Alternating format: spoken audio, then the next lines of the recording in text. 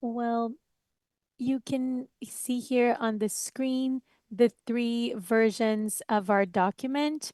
Platform regulations in Brazil, the case of Bill 2630 2020. You can use the best language for you. And we used and studied ISOC methodology for this impact assessment to do a global analysis, talking about platform regulation in the Brazilian context, considering this bill. And for the international audience, it's important to consider the fact that we can do several connections considering intermediary liability and also public policies related to the issues that civil society has advanced. And so we really want to invite all of you to read the document and to know our impact assessment. And we believe that it really can be related to the conversation that we're having today. And we are also sending you the links on the chat. So now we are going to get started.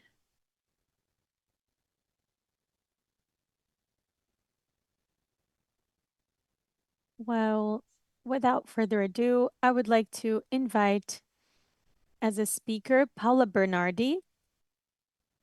She's here as a senior consultant of senior advocacy and internet society.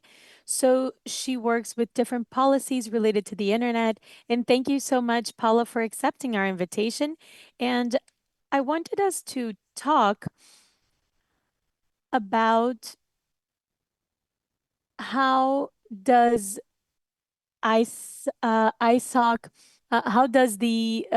how has this worked with the dilemmas and possibilities of intermediary liability regulation globally, especially for service providers? How can we look at this topic and consider the aspects that should be considered to develop these policies um, that will increase accountability, transparency without negatively impacting network operations and fundamental internet properties? So how can we do this? How can we approach intermediary liability using this ISOC framework? Thank you very much for being here. Hi, Laura. Good morning for those of you who are here in Brazil. And I want to thank you for the invitation to be here. I want to congratulate the chapter and the work group on intermediary liability that worked with this impact report assessment. I was also a part of it. And today I wanted to start my talk talking about the history of the internet. It's a, a short history of the internet and how this changed the way that we communicate, how we receive content, and how this content is created.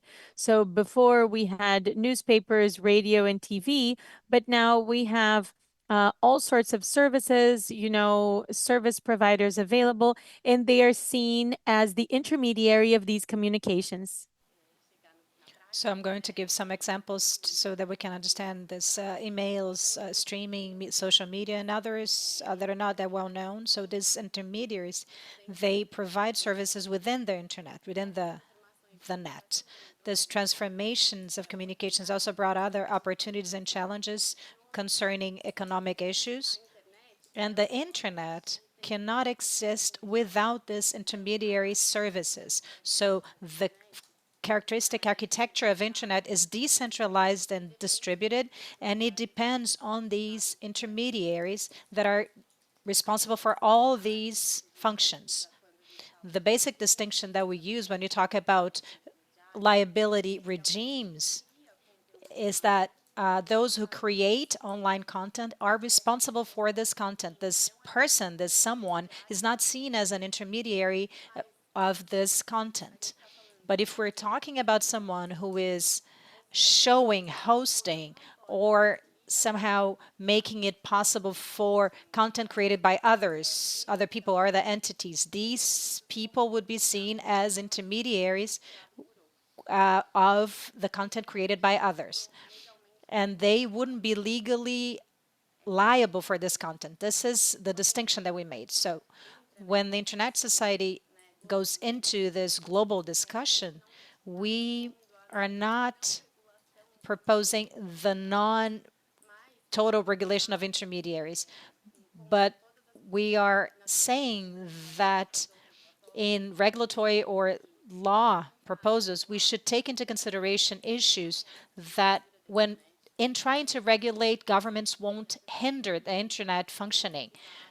We want to keep the internet safe. We want digital environment to remain open to any new actor that wants to join and be part of it. So since we're in Brazil, I'm going to use as an example Marco Civil, the Brazilian Marco Civil, that says that that the internet provider will not be liable for third-party damage. And in Article 19, it says that internet applications can only be liable for damage of damage generated by third-party content if they are involved in it. So this is what it says. This is a way in which the Brazilian government managed, and other jurisdictions as well, they have similar regimes to deal with the challenges and dilemmas of regulation of intermediates. In an internet society, the way we work concerning these dilemmas and how we've been addressing this globally is the following. When there are law proposals or bills or regulations in regulation of intermediaries, the first thing we think about is that we need to conduct an assessment, an internet impact assessment that a lot are mentioned. There is an impact assessment of this regulation and how this proposal will or will not impact the technical infrastructure operations of the internet, both directly and non-intentionally, oftentimes. The other thing is that we need to identify the problem and outline the scope of the proposal so that we don't overgeneralize all the functions of a given platform or service or company. The third recommendation is to avoid the political use as a currency. So it shouldn't, for example, say that there is a number of companies, a group of companies that would lose their intermediary protections. So the ability of the population or individuals to communicate using the internet and online should not be held hostage to other interests, such as political interests. So we work towards informing and using information to guide policymakers so that the goal of the policies are met. We want them to be met without hindering the internet functioning. And this year, Internet Society has been working since the beginning of the year on a comprehensive document that brings all the history of global intermediary regulation regimes. And because of this scope, this broad scope of the subject all over the world and how different jurisdictions have dealt and have addressed these issues, around September, we're going to start a global process of consultation with the Internet Society community, and we like to call that PDP. This is our acronym, an internal acronym, but the internet community, all the different chapters of Internet Society, all the members of Internet Society are more than welcome, are invited to contribute to this document, contribute their visions and their opinions from where they're located in the world. And all the wealth provided by all the different actors will be published by the end of the year. And we would like to invite all of you who are here, member of the Brazilian chapter, other chapters of Internet Society, to also contribute to this discussion and this document.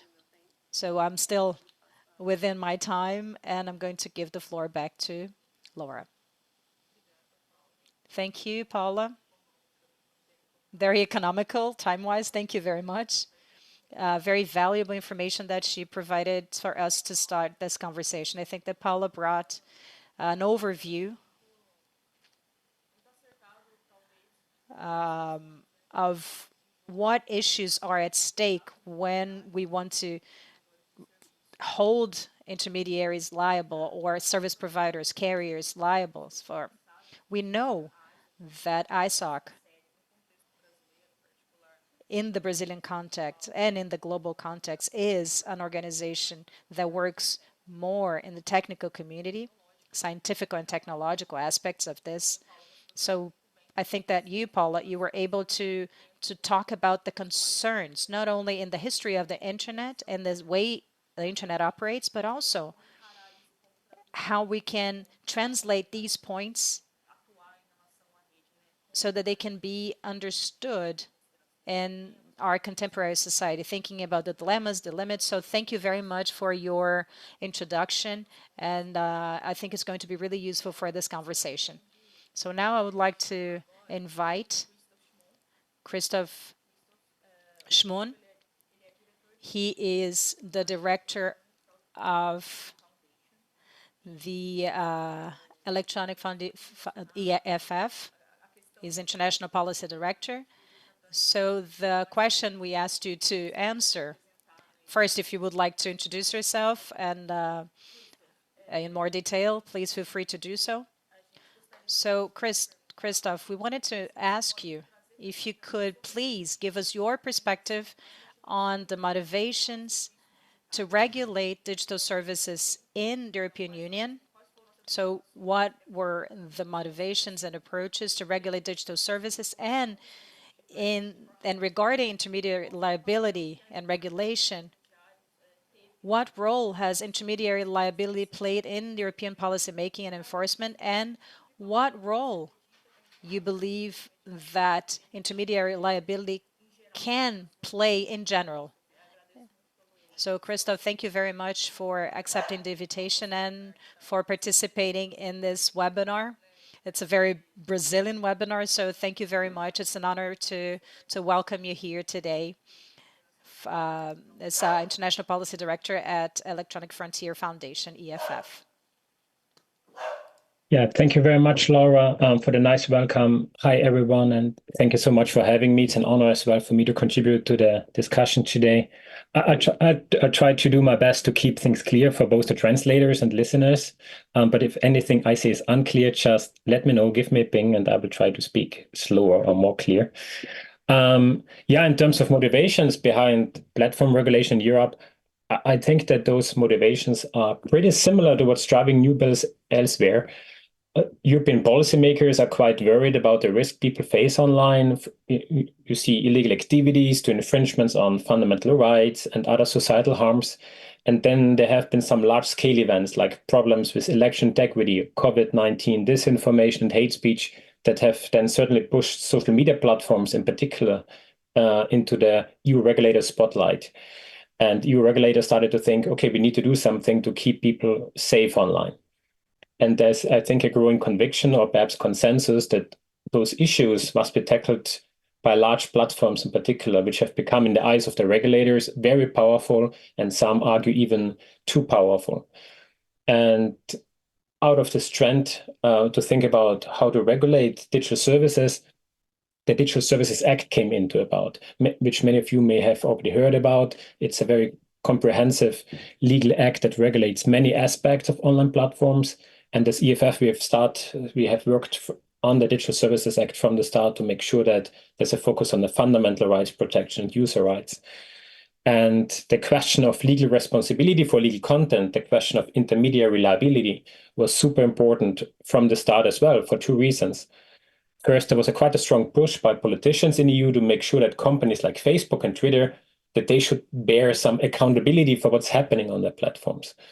And they also should take more responsibility if things go wrong.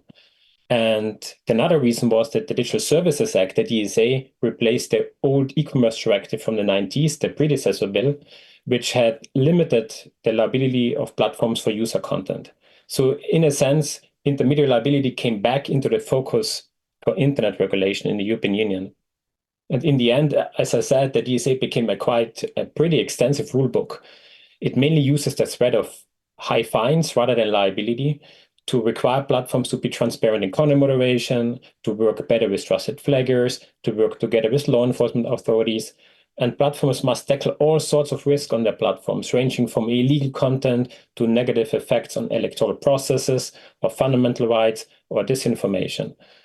And under the DSA, platforms also have to beef up their capacity to deal with ongoing and emerging risk and to respond to user notifications. So it became quite an extensive rule book. But still, one of the core elements of the DSA is the limited liability system for online intermediaries. In Europe, this system basically says that platforms can't be held liable for third-party content unless they know that this content is illegal. That's called the knowledge-based liability system, which is some sort of compromise. It's supposed to prevent harm, while it should still encourage platforms to innovate.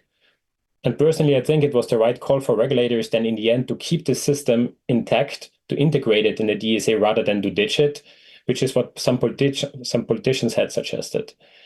Because if you make platforms liable for user speech, it wouldn't help much to address transparency failures. It doesn't help much against disinformation, and it won't impact recommender systems of platforms. So the limited liability principle in the European Union, which is also called safe harbor, it also comes along with a prohibition of state censorship. And both rules together created quite a functional internet architecture in Europe, and it allowed users to share content without being monitored. And Paula just explained it quite nicely how important intermediaries are for the functioning of the internet itself, and how important it is to make very nuanced choices and think about the impact of these choices. If you would simply start to say, okay, platforms are now jointly liable for user speech under the DSA or under other bills, there would be a big risk that they will turn into the internet police, and platforms would become even more powerful. So precisely the opposite of what was intended. And as EFF, we suggested to take a bit of power away from the platforms and give it to users. Our idea was that users should have more decision-making, more options to decide over their own content, their own privacy and data. And users should have more procedural safeguards, option for redress, and easier ways to switch platforms. And we also suggested that to let courts and not platforms decide if content is illegal. So we propose something that is perhaps closer to the Brazilian system, because we thought it's a very bad idea that platforms should be first in line to decide which content you can see and which content should be taken off the internet. Many of our suggestions made it into the DSA, whilst others didn't. But I think one of the great architectural choices in the DSA is that it focuses a lot on processes on platforms rather than regulating speech, which I think is the right way of doing platform regulation. Now looking ahead, we will need to see how the Digital Services Act, the new platform rules in Europe, are going to work out in practice. Many of those new rules are a bit unclear in terms of scope and interpretation. I see a real risk of a politicized enforcement, which is really something we want to avoid. And I very much appreciate the conclusion of the great ISOC report that says, if you do any changes of important legal provisions, make sure that those changes are clear, that the objectives are clear, because ambiguities and divergent interpretations are a very bad thing, not only for legal certainty, but usually it leads to erratic enforcement, and it hits marginalized communities first. And things in the DSA are not entirely clear, and they're also not entirely clear when it comes to intermediary liability. Even though the main system has been preserved, some changes have been made in the end. there is some clarification about the scope of when you are liable for third-party content. And the DSA considered the very active roles platforms play in sorting and removing content and in receiving user notifications. And as far as I'm aware, not many scholars have analyzed these changes in detail, which I think could turn out to be important in practice. And even though most of the other rules, the due diligence rules and the DSA may not directly relate to liability for user content, they could turn out to be relevant after all. Because the traditional system for limited intermediary liability in Europe, the safe harbor system, it had this idea to disincentivize platforms from becoming active. The new rules want to do the opposite. Platforms are supposed to become more active and even go on fact-finding missions to comply with the DSA. The old rules wanted platforms to take down illegal content. The new rules would like platforms to tackle content that might not be illegal at all if they pose certain risks to society. So we will need to see how all this plays out in practice. And with all the inputs platforms are going to get from trusted flaggers, user notification, law enforcement authorities, there will likely be a tendency to presume that platforms have an omnipresent awareness about illegal activities, making liability for such activities a real possibility. And I think that this is going to put platforms in a tough spot because they're also not allowed to over-remove content. So in the end, there's a risk that platforms might not do the right thing, but instead make economic decision based off what is more expensive, facing fines for non-compliance or facing liability for third-party content, that is illegal. And yeah, that brings me to our role as a civil society organization. Together with other organizations, we will be very involved in the enforcement of the new European rules, and we're going to keep an eye on platform regulation globally. We would like that any implementation of the new rules and the new laws should protect user rights first, and that those discussions about platform regulation are inspired by human rights framework and not only by law enforcement and economic concerns. Yeah, so that's some of our priorities, and I think that's all for now. Let me know if you have any questions.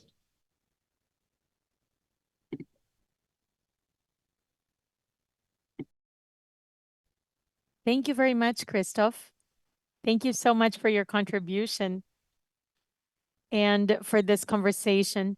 The idea was to bring this overview of what you said, of how intermediary liability has been present in this context of the regulatory framework of digital platforms in the European Union.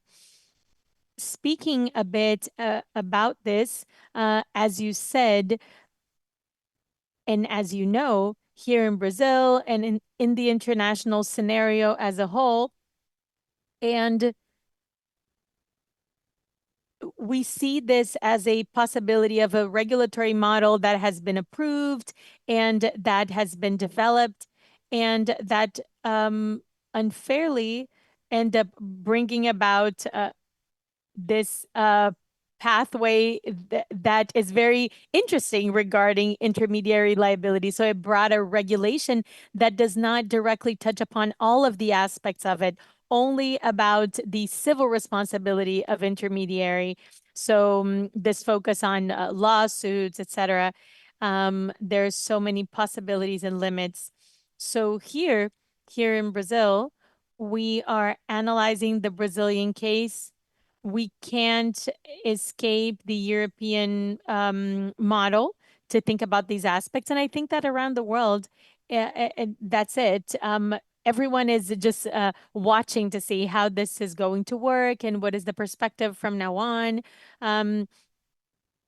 Will the approved regulation be actually enforceable after all, without it being so focused on civil responsibility? Will it not? So it's all of these points that you mentioned.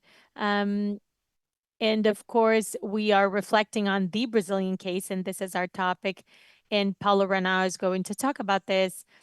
But they also bring these broader issues regarding how we can actually use this. So thank you so much for your experience, your responsibility, and your analysis. We would not be able to have this in such a specific way if we had any other speaker, because you are someone who's actually following up on all of these topics within the EFF. So thank you so much. And with this, I'm going to give the floor to our next speaker, Paulo Rená. He is a senior researcher at the Institute for Research on Internet and Society here in Brazil. This is also a civil society organization. Paulo, please add whatever you would like on your initial remarks. And I would also like to let you know that there's this challenge on your question that was made for you. So we just had this deep dive with Paula about all of the issues that are considered by the Internet Society when we consider about digital services, intermediary liability. And then we did this deep dive with Christoph about the European case and the European legislation and how this was considered and how the intermediary liability was included or not on the scope. And now we would like to ask you about the proposals, motivations, and pathways forward to deal with this topic here in Brazil. I know this is a very large size challenge in considering that here in Brazil, you know, how things are going. But I would like to ask you to comment on this here in Brazil and the role that we would, that intermediary liability would have when we consider public policies applied to the internet. So can you please just um, help us get more context on this? Thank you very much for being here. It's a great pleasure to hear you. Thank you very much, Laura. Thank you to all, and good morning to those who are here in Brazil and to those who are in other places. It's a pleasure to have you here. It's a pleasure to be a part of this event. And in my background, I've had the honor of participating in the process of writing the Brazilian framework in 2009, the Brazilian framework for the internet. So I've been following on this topic for a long time now. And I think that the first contribution that I would like to make about intermediary liability is a specific history here in Brazil that sometimes it's not everyone that will have this vivid memory of what happened, and maybe you don't know. So I just want to remind you that internet regulation in general, as a review of legal norms, legal state norms to regulate how the internet works here in Brazil, it all started from issues related to intermediary liability. I think that the first great relevant case here in Brazil was the case of a model, Daniela Sicarelli, who had there was a video that was made by a journalist, a paparazzi, that was broadcast on Spanish TV, and it was her having sex with her boyfriend at the time, and this was in 2006. And this video had this online repercussion. So people captured the image that they saw on TV and they sent it via email. The video was on smaller digital platforms and was also on YouTube at the time. At the time, it was not Google owned. Google had their own platform at the time called Google Videos. And so there was this legal discussion about the role of YouTube regarding the videos that they host online. And the judge decided at the time, because of this model and her boyfriend, they this process demanded that the videos be removed and demanded financial compensation. And they required YouTube to remove the videos and prevent new videos from being uploaded. And YouTube said that it was impossible to to prevent these uploads or to do this previous analysis of all the videos. So at the time, the judge determined that YouTube be blocked here in Brazil. And so it started, this was what started this troubled relationship between the Brazilian state and the internet from this standpoint of the liability of everyone who's intermediating communication. In 2009, when we were still discussing the Brazilian framework, I remember that from 2000 to 2010, for example, blocking YouTube in Brazil would not only affect people that were offending the image of this model, it would affect several different channels from other artists, and it would also affect different entertainment channels, also public institutions channels that were using this channel to communicate their different legal lawsuits decisions that were there from the Senate and other sessions. And now many people in Brazil have, for example, been following the Olympic Games in Paris on YouTube for free. And so this was a decision that went beyond the direct interest realm. And when it dealt with intermediary liability, demanding for YouTube to stop working in Brazil, related to internet connection, this has affected a lot more than they expected because of the ramifications involved. And it also hit neighbor countries because data package traffic to go through Paraguay, Argentina, and other countries have to go through Brazil. So when the infrastructure in Brazil was used by the judiciary to block YouTube, this affected the access to this digital platform in other countries as well. So it went even beyond the legal jurisdiction that Brazil had, but it is related to technological issues. So one of the central aspects of the civil framework was to allow this dialogue between the government and the internet ecosystem, and the language and the terms, the principles of technology and its way of working to be understood from the legal standpoint. And it also allowed us to, for the internet to be used to equate somehow these issues because of how diverse people are. But the point is that for the law to fulfill its work, the internet has to respect it as well. The internet, he needs to look at decision makers, not only the judiciary power, but also the legislative power, and also for public policies that are developed by the executive power on the federal, state, and municipal levels. So if we look at the story, this is one of the origins of the internet civil framework, and there are other proposals that are very relevant that were discussed. The report that President Chapter produced about the bill, the provisional decree that would be immediately enforced or enacted, that was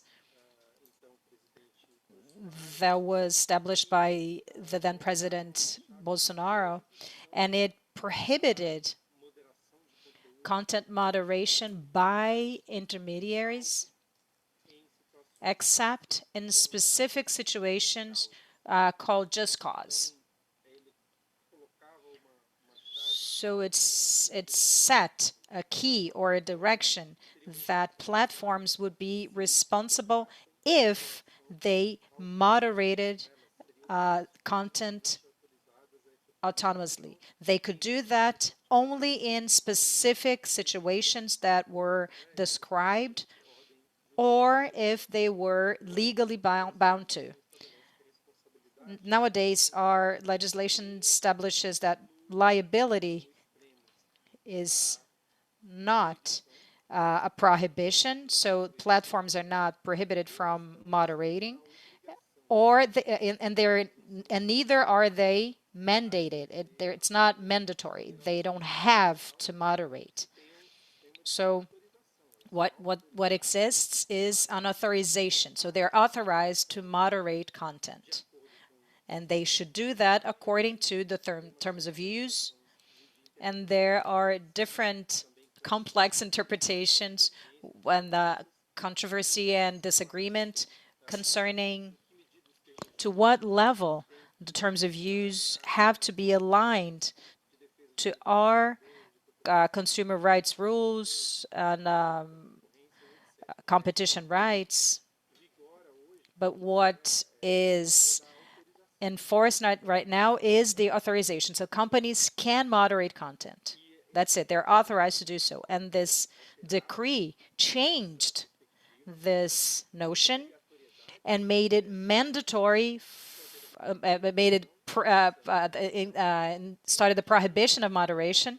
And we have a bill, the 2630 bill, that includes a mandatory moderation in some cases. And this is the problem. This is the main problem of this perspective, because the definition of what these cases are is imprecise, and it's not aligned with the terminology and with the nature of the internet.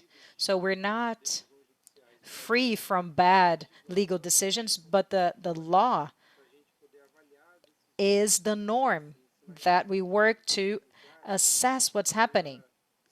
So intermediary liability is extrapolating when it is extrapolating the internet functioning, and if it doesn't work, we need to have other parameters that are defined by law.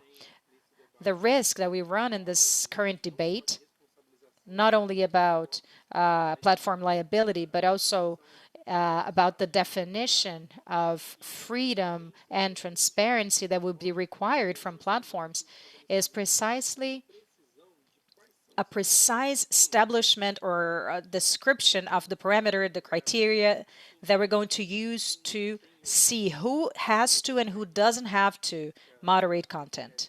So I think that Internet Society, with the contribution of all its chapters and many other technical bodies and institutions, have been very vocal in pointing at this decision.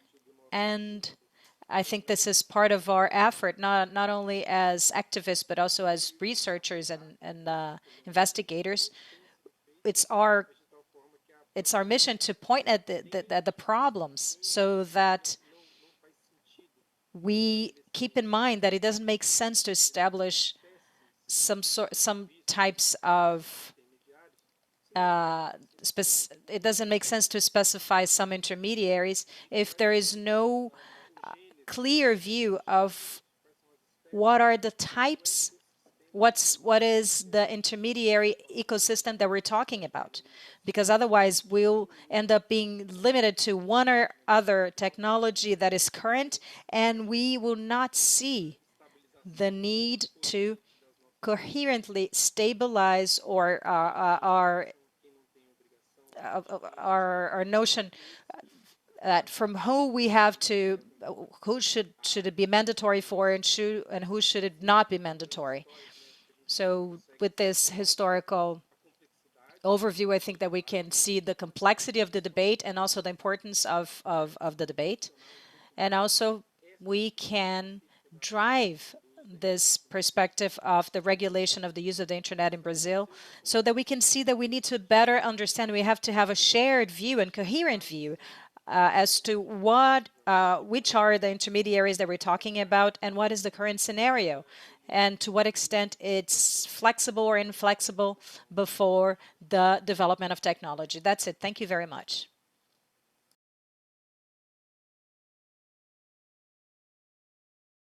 Thank you, Paulo, for your presentation. I was very happy to see that you were able to bring you're amazingly skilled to do this, because you brought to our audience a history of the Brazilian case. We started with this background. We have already talked about Europe with Christoph, but the Brazilian case is singular, is unique, but it also has to do with the international aspect, with the Marco Civil, the civil framework, and we believe in the work that we were able to do in our internet impact assessment. And we believe that we can bring things from the intermediate liability model that is already in force in Brazil right now. We are also able to contribute to the global discussion, to the Latin American discussion, and the discussion in other continents, in other places. And we can do this not only with what we have, but we also with the dilemmas that we have, that we face, the dilemmas that are in our context, in our direct scenario. I think that Paulo was able to bring to us in a very clear way the cases that pervaded our history, our internet history. We know that those who discuss the regulation of platforms in Brazil have gone through all these cases, and we have to be careful with the responsibilities and the care that we need to take of this situation, not only nationally but also internationally. I think that we were able to build a very interesting bridge between you and Christoph. And now I would like to invite Mônica, because some of the points that Paulo brought, one of the points was that oftentimes national law can make it difficult to enforce or to follow this law by the intermediaries in the global level. So we know how difficult this is. There are technical specificities of operation for intermediaries, and Paulo mentioned that when he talked about the Brazilian cases. So you can already see Mônica on the screen. Mônica is head of public policy for integrity at Meta, and she is a great partner at the Brazilian chapter of ISOC. So I'd like to invite you to the conversation, and you can also introduce yourself in more detail. So you're free to say whatever you want. But the question we would like to ask you is, how does Meta, as a digital intermediary, evaluates the debate, the proposals, and the enacted legislation in the Brazilian context? And also, in this scenario, how is your experience in Brazil and your broader experience in the company when it comes to comply with local intermediary liability laws while maintaining a consistent global policy? And how can a global company like Meta address intermediary liability norms that are asymmetric across different jurisdictions? I know this is a lot, but thank you for your participation, and feel free to answer the question as you wish. So before I give the floor to Mônica, this is our last speaker, and we're going to open for questions right after Mônica. Thank you, Laura. Thank you very much. Good morning to all.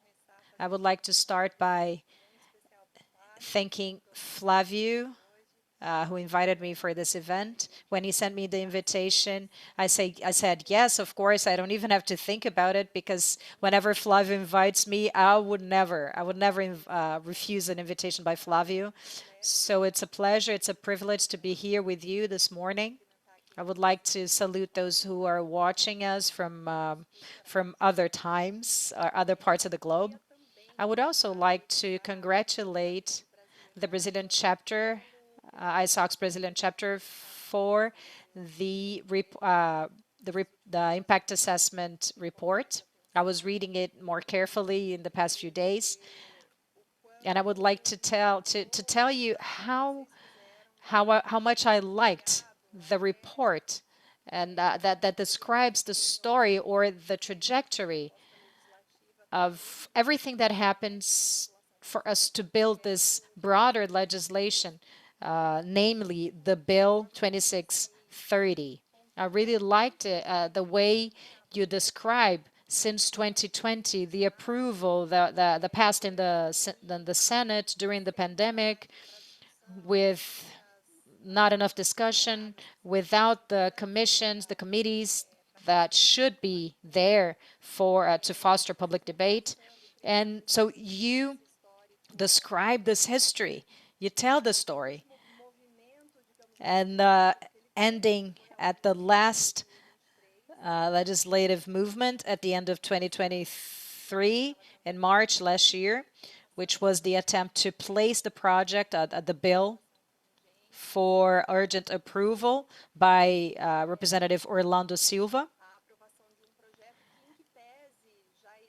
And there was the approval of a bill that even though it's in our reality, it's been in our reality since 2020, there was a version that was included for approval in 2023 with many new clauses that had not been previously discussed or debated. Some of them had never been debated, and a lot of uncertainty when it came to the regulating agency, which is something that you also bring up in the report. And I think it was very precise the way you talked about this. So I would like to congratulate you for the report. It's a very important document for researchers in the area, for students who are starting their career in this line of research. So it's a great reference. So you asked me 3 questions. I'm going to divide them in 2 large sets.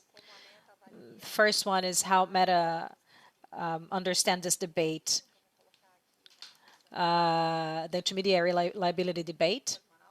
So formally, I'm going to answer this formally. And in the second set of questions, is I would put the question as to how can a global company deal with so many different jurisdictions?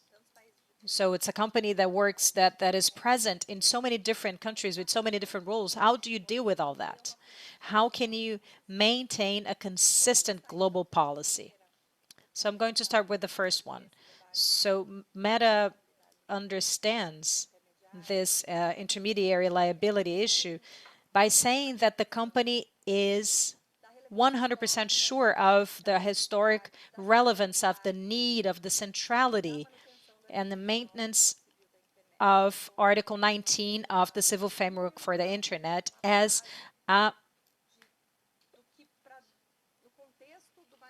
foundation, because it's one of the dearest values in the civil framework for the Internet, of the Marco Civil, because it's enshrined in the freedom of expression. Article 19 brings balance. It's a very positive balance, a very good balance. It doesn't exempt the platforms of its liability. I hear many people say that Article 19, that it's started to be contested, but they say that it exempts platforms from their liability, that allows platforms to do whatever they want. But that's not how it works. Article 19 does not exempt the platform from their liability. It conditions platforms' liability to the unfulfillment or non-compliance with judicial decisions. And Christoph said that this was something that was desirable. It's a situation that brings a reserve that is constitutional, that is jurisdictional to the judiciary, so that the judiciary can solve the conflicts that will create questions about how legal or not freedom of speech actually is.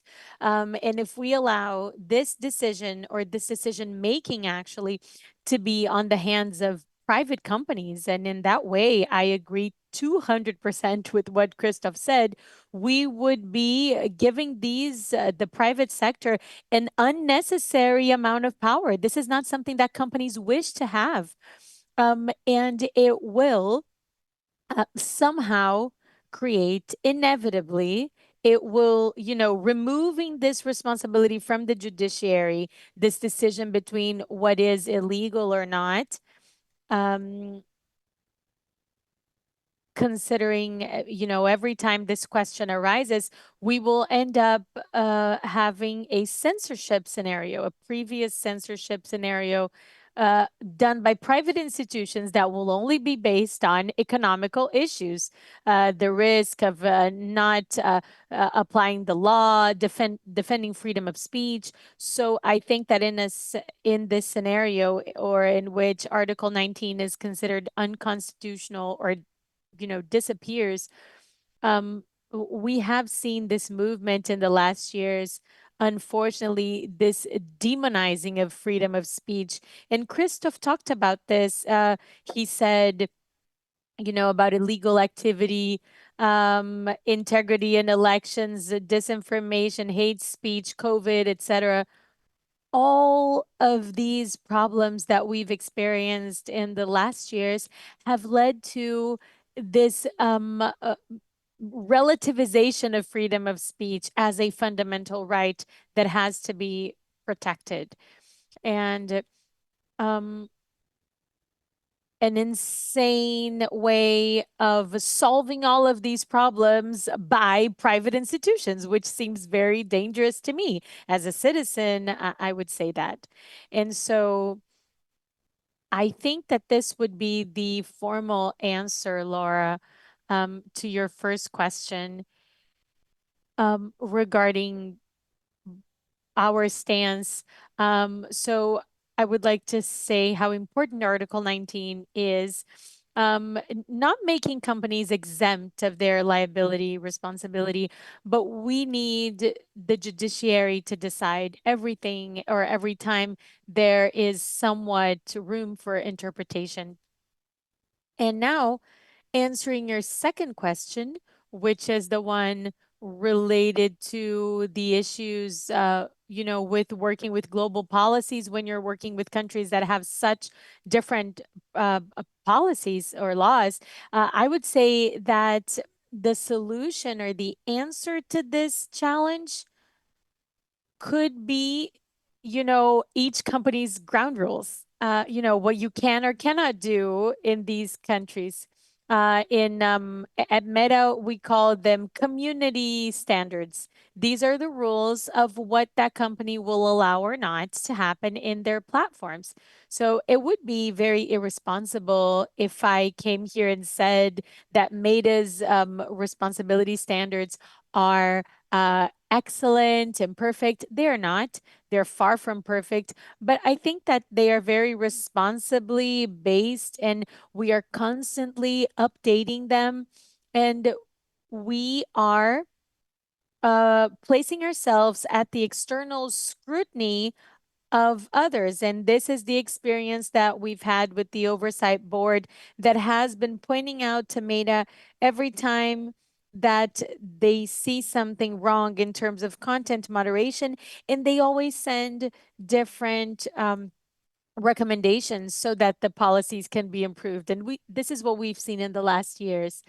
Um, I believe that the solution for this great challenge would be community standards that are more robust, that are stronger, and perhaps telling those who are here who are maybe not involved in this, there appears to be a child in the audience. I hear a voice. So we need to talk about the work that we do in terms of, the backstage work. This is something, it's what Paulo said, this authorization to be able to moderate the content this is actually extremely important for our context. We are always moderating content. You have no idea how much we actually moderate based on our community standards and the rules that are being improved. And every day, hundreds of thousands of content is being removed and no one sees them because moderation happens. And we are trying to practice the community standards that we have. Of course, these standards are global, so they cannot deal with all the different small nuances or differences between the countries where we work. So that's why we try to comply with national legislation wherever we are. But we say, well, this content regarding violation of community standards, it actually violates, according to a legal decision, important national value. So that's why this content cannot be here. So we give the responsibility if there is if the legal decision is not fulfilled. And so I would like to close by saying how important it is to keep the systems that keep Article 19 of the Brazilian Civil Framework in place, defending freedom of speech, which is something that we as a society need to continue to uphold. Thank you very much, Monica. Perfect. First, I would like to thank you for reading our document and for making these detailed considerations. It's a pleasure to know that somehow it echoed with you, with your experience, with your expertise. And thank you so much for dealing so well with all the questions that I posed to you. I think that this experience of uh, having a digital intermediary like Meta that has worked globally in the international scenario and has dealt with everything that we've mentioned. And this is one of the companies as well that has developed a solid framework to deal with all the different sectors. So I think that your comments really touched upon these. So thank you so much. So that we can have a great discussion in the minutes that we have with the audience, so that you wouldn't say that the company is actually stating the last word, you know. Now we would like to open the floor for questions. So let me explain how we've planned this. You can ask questions in two ways. You can ask questions in the chat if you're shy. And congratulations. And you can also raise your hand on Zoom if you would like, and we will allow you to unmute to ask your questions. We're going to have a timer for questions, so 1 or 2 minutes for you to make a short comment or ask a question. So you can raise your hand or you can send it in the chat. And if you raise your hand, we would like to ask you to just introduce yourself and just say which language you will be using, please, so that it can help the translators. We're going to have 3 questions at a time. So you can raise your hand. I'm going to start with Professor Flavio Wagner, who is the president of the Brazilian chapter. He will start with our first question. Thank you very much. Thank you to all of the speakers for your wonderful presentations. And a question to all of you, to all of the speakers. We know that on this bill, the 2630 bill, they include a concept called duty of care, and it states that users should care so that illegal, offensive content, disinformation content should not be posted on their platforms. So it seems or this proposal seems to be connected to how things work in Europe and what Christoph said before, that companies would have this responsibility of moderating what they know that is illegal. So it's not exactly what is being included now. So maybe Mônica or Paulo, Rená, if you could explain how you see this, please, or how this duty of care will change what we see related to the Brazilian civil framework, and how close you think we can actually be to what DSA in Europe actually includes. Thank you, Professor Flavio. We have two other questions that were sent in the chat. So we can have our first round.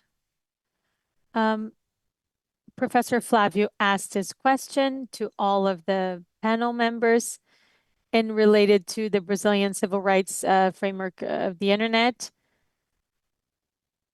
And we have two questions on the chat, one from Ted Hardy, and this is what he says.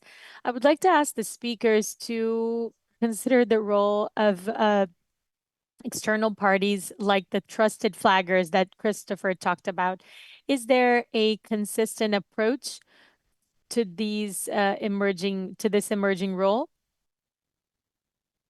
So this could be answered by Christoph and by other speakers as well. Danielle Valverde, you can also state the institution that you're a part of, okay? But Danielle Valverde asks, she says, in Germany, under the NetzDG, private institutions of regulated self-regulation that are private could be accredited to work in the extrajudicial resolution of lawsuits between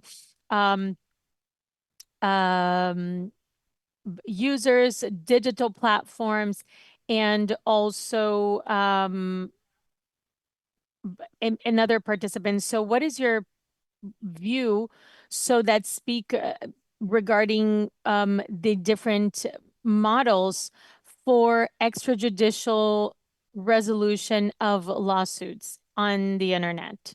So we have these three questions, Danielle, Ted, and Professor Flavio Wagner. So now giving the floor to our speakers, who would like to start answering?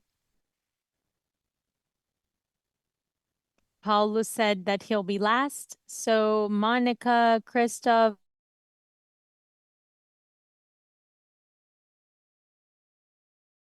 Can you hear me?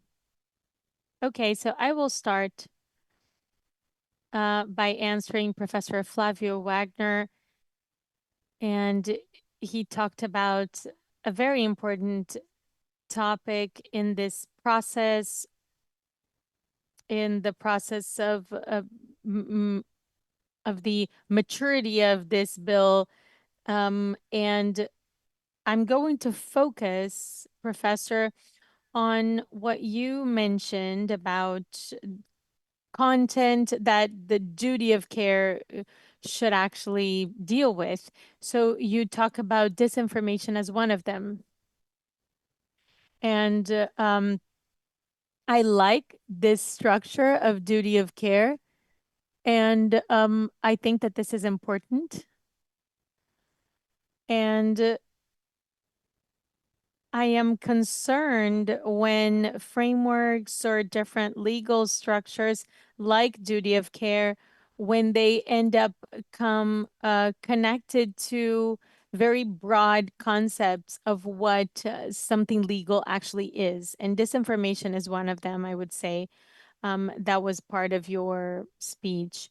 So who will define what is true or false? And this has been a discussion that has been ongoing for years. And it's a discussion that we've been saying for many years. We've been saying that this is an obligation. And private companies have been saying this for a long time, Meta especially. Meta doesn't want to define what's true or what's false. Oh, but you have partnership with fact-checking companies. We have partnerships with 6 agencies in Brazil, fact-checking agencies in Brazil. There are more than 180 with covering in the world, 80 agencies covering different languages, but they don't make the decisions about whether this information is legal or illegal. They just give information to users so that the users can know that an independent fact-checking agency that is audited and whose expertise is fact-checking looked at a piece of news that is circulating in our platforms. It checked that that piece of news is false, so it stamped that piece of news as false, and we inform users about that. So we reduce distribution, we inform users, but the company is not considering itself responsible for defining whether or not the content is legal. My problem with these legal frameworks that bring more liability for companies to define the maintenance or removal of some content, for me, it seems to be very positive if it's linked or if it's bound to legal sound concepts. But I think it's very dangerous when they're linked to broader or less defined concepts. We've seen over the years how difficult it has been for the judiciary to define if there was offense or not, if there was something illegal done or not. Imagine if our judiciary system with our judiciary, imagine if companies had to do that, if they had to define what was true, what was false. I can take as an example the origin of the COVID virus. During the pandemic, we started with the certainty that the allegation that the virus could have come from a Chinese research facility was false. And now we know that this information may be true. So see how difficult it is. If we look at these challenges over time, this is even more difficult. So this would be my comment. Very quickly on trusted flaggers. Meta has a similar program, similar to Trusted Flaggers. If I'm not mistaken, this Trusted Flaggers is the Google terminology for this. We have a very similar program that we call Trusted Partners, in which we work with trusted partners, and we think that this organized civil society input is very important for our policies. Thank you, Mônica, for your answers to the questions posed. Christoph, Paula, who else would like to continue? Christoph, maybe? Yeah, sure, I can continue. I can share perhaps a perspective on the trusted flaggers. I mean, trusted flaggers are entities that have quite specific expertise and dedicated structures to identify legal content. And for EFF, at least in Europe, when we worked on a Digital Services Act, it was very important that these trusted flaggers should act independently from online platforms, and they should be independent from law enforcement agencies. They should have the collective interest of the public in mind. And this is something where we are concerned with the Digital Services Act, because trusted flaggers have quite a strong role in the DSA. Any information that is sent by trusted flaggers must be treated with priority from platforms. The problem is trusted flaggers can also be law enforcement agencies or the police. So that begs the question of who can you actually trust? So it basically allows governmental or law enforcement agencies that may not follow fundamental rights perspectives, but efficiency objectives, to have a say about how platforms should operate their platforms, and the system opens the door to, of course, to abuse, and to human rights misunderstandings.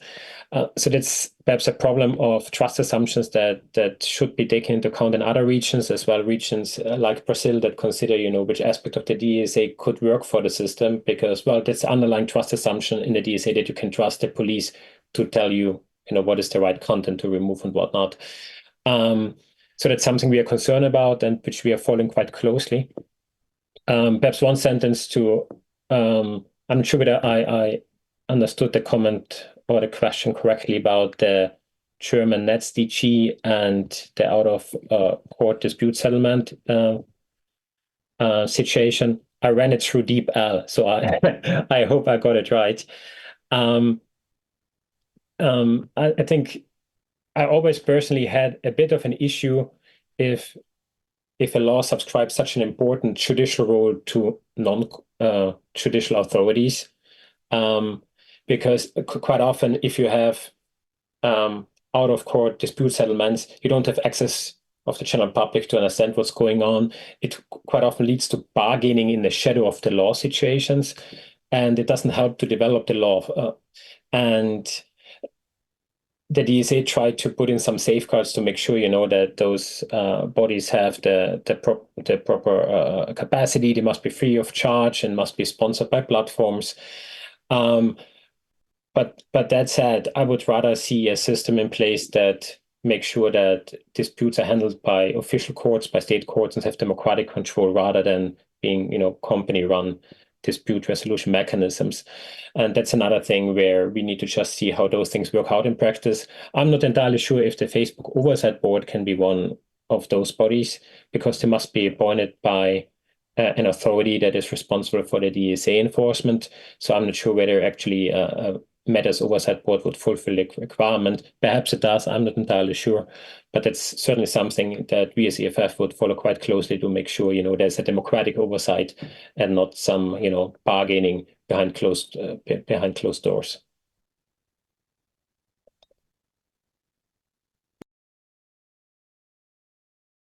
Thank you, Christoph. You understood the question perfectly, and you covered all the points perfectly.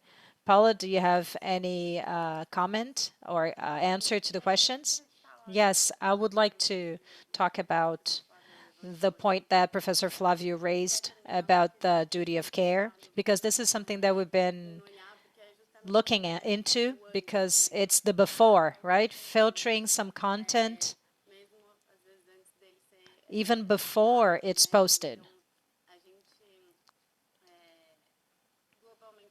So globally, I've seen this trend more in the global north, the United States and Europe, of dealing with child abuse in this scope. And our concern,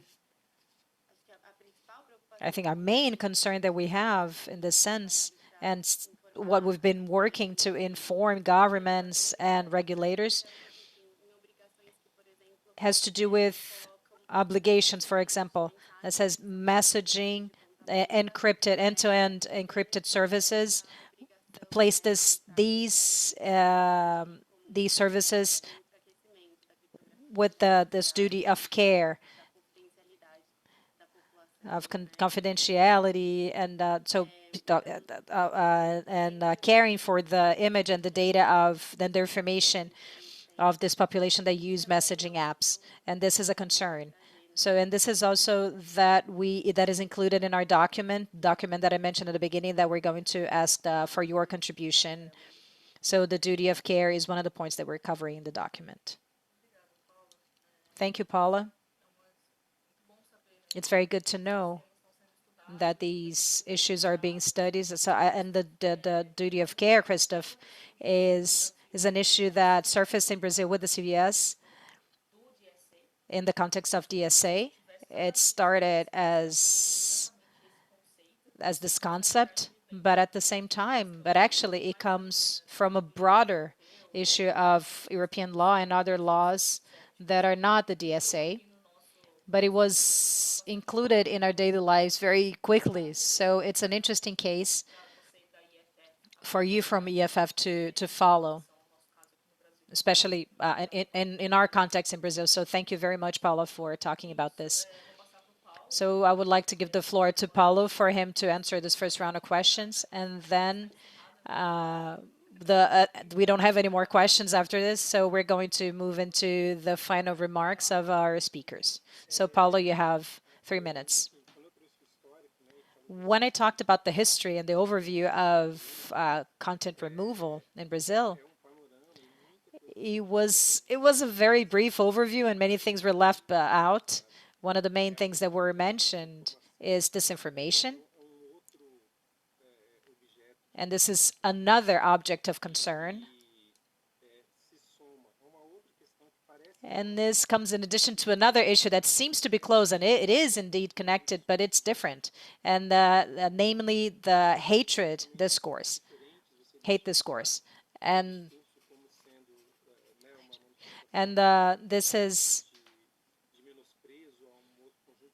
this hate speech towards others. This is something that is very concerning. And also, there is a possibility of affecting the freedom of speech and collecting of information of other people when you post an piece of information that you know it's not true.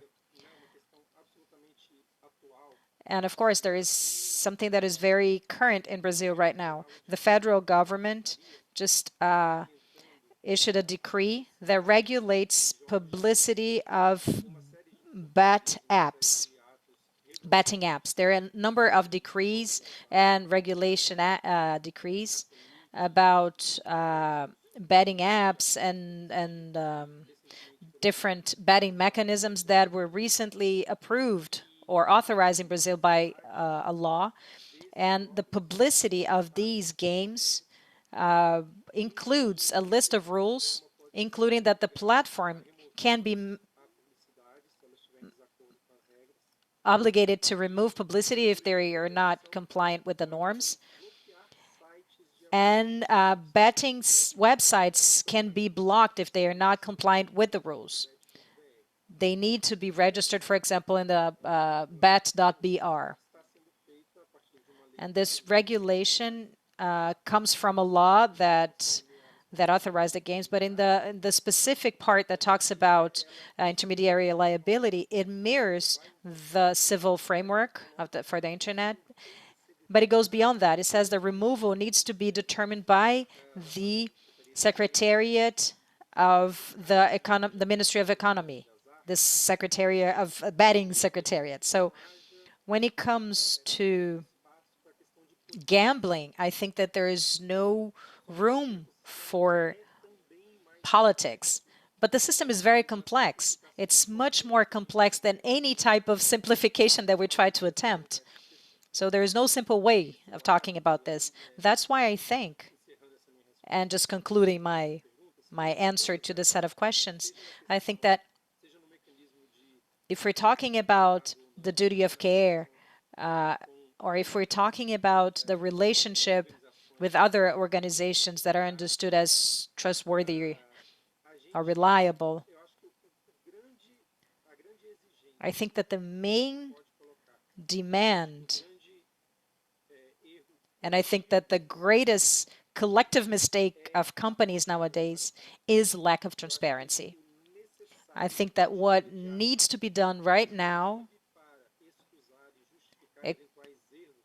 including to excuse moderation errors, is to understand, for example, how many people work moderating content? What are the third-party companies that are hired to moderate content? What are the justification for the content that is named as irregular to be taken down?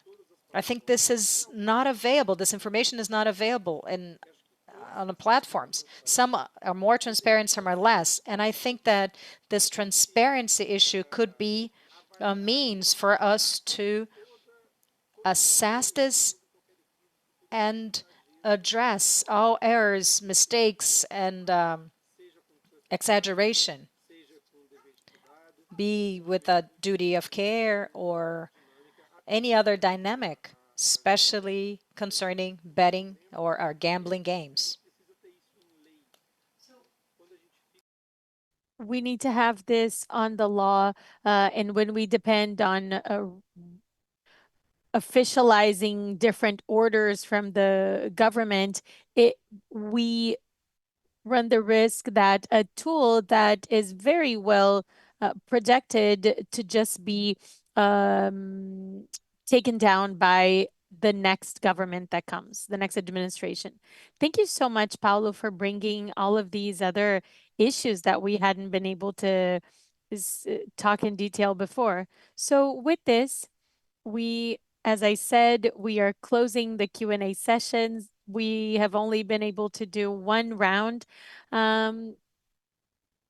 I would like to ask our speakers to present their final remarks very briefly, as brief as you can, but just bringing any other aspect that you want to touch on. And I want to invite you to stay so that we can take a picture with those who want to um, start their camera before. So I think it was Monica that started. So Monica, if you would like to start with your final remarks, and then we'll move on to the other speakers. Well, it's a pleasure. I just want to thank you and say how honored I feel and how happy I am to be here with you and Professor Demi, who's here. He said that he is hearing us today. And I want to say that when Rená spoke, he talked about Daniela Sicarelli and he talked about blocking YouTube back in the day as something that was remote, but actually, few years ago, we had to see, for example, WhatsApp being blocked for other reasons, right? It was actually related to cryptography and the structure of the service, but there were several of those moments. And so I just wanted to conclude by saying how important it is and how relevant this is. So congratulations to ISOC as this a place where relevant discussions to these scenarios, even these extreme scenarios that we face, so that they can be made and so that you can also, in a very specific way, continue to do this work and produce technical or bring technical issues in a way that our judiciary can actually understand, even when we're talking about different matters such as cryptography. So thank you so much. Congratulations on your efforts. And we hope that you will continue on your path and count on us for whatever you need. Thank you so much, Christoph. Yeah, same. I'm delighted that I could be part of this discussion today, and also thanks to all other speakers. I learned a lot. It was truly an excellent event. Perhaps one of the main takeaway for me is that the issue of intermediary liability is really an important one. I think if the system is well balanced, it can help prevent harm, it can help protect speech, it can encourage innovation. But if it's not well balanced, these things turn around and become problematic quite quickly. And this is why I think it was such a great contribution by ISOC to issue the report. I think many things in that report got it right, like the suggestion to make sure that before you change your working system, make sure that you have a broad participation from different stakeholders, including civil society organizations. And I think that today's event already contributed to these objectives. So once again, many thanks, Laura, and all for all of that, and good luck with the implementation of the report, perhaps, and I hope we can continue these conversations sometime in the future.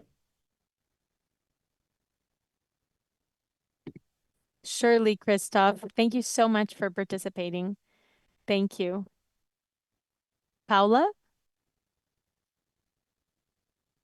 Paula or Paulo? Paula. Okay.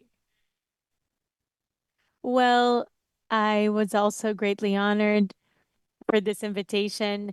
And I think that this space, the power that we have and the impact report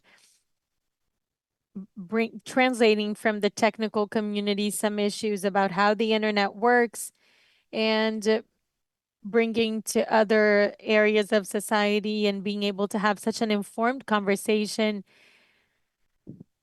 And that will bring the awareness and the critical thinking of everyone who's watching. So thank you so much. Congratulations, Brazilian ISOC chapter. And thank you for allowing me to be here. Thank you, Paula. It's our pleasure. So now, Paulo. Thank you very much, everyone. This online event about intermediary liability, from the moment that we were invited, we were just so grateful to be able to comment on this topic, even in this current scenario. There's not a lot of movement on on this discussion, but there's still a hope that in the discussion about this bill, the 2630 bill, this can be used as well. But we know that there's room for us to continue to exchange information and to talk. And so this is the right moment for us to invest in this. And we will continue to talk and within this connection with other researchers. We also want to thank the fellow panel members. I learned a lot, and it's a pleasure to meet you, Christoph. And I think that sometimes the events will end on like a gloom note, saying that things are going so badly. But this event, even though we see the complexity and the difficulties, we know that there are some issues related to ways that we can solve this problem in a more pleasant manner. And I think that the document, this brief, really is essential for this. So you're able to connect all of the different problems and you can solve these issues.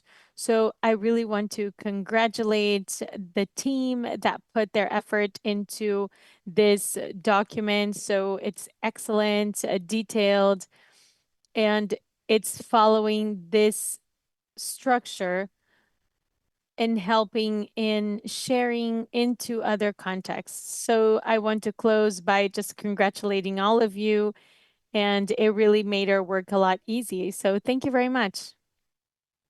Thank you, Paulo. We are very grateful to you for your partnership. And so with this, please don't leave. We are going to take a picture. And so we are closing our panel. I want to thank all of you, and I would like to just apologize for the lack of time. I just wanted to thank the Internet Society Foundation, the organization that helped us in proposing this webinar as well and creating the document. So thank you, ISOC Foundation, as well.